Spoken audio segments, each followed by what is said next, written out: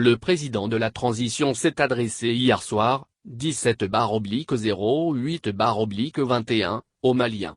C'était à l'occasion de l'anniversaire du 18 août 2020, date à laquelle Ibk a été contraint à démissionner.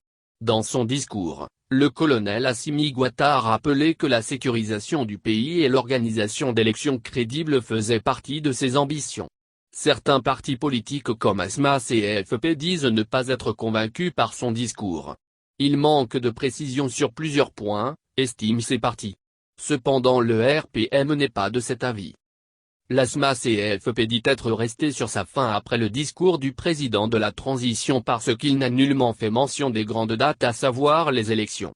Le secrétaire national de la jeunesse du parti indique que le président de la transition aurait dû mettre plus d'accent sur la sécurisation de l'ensemble du territoire national à savoir un recrutement massif.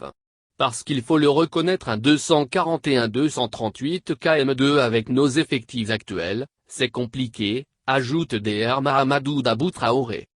Le Parti Rassemblement pour le Mali, RPM, a un autre regard sur le discours de Assimi Goïta. Son secrétaire politique estime que le discours du président de la transition est porteur d'espoir.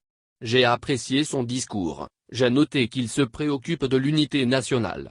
Il pense que c'est l'unité d'action qui peut nous sortir de ces crises, moi je pense que le message est à l'endroit de l'ensemble des Maliens, affirme Boubacar Touré. Dans les rues de la capitale, beaucoup de Maliens s'interrogent sur la faisabilité des actions qui figurent sur le plan d'action du gouvernement d'ici la fin de la transition.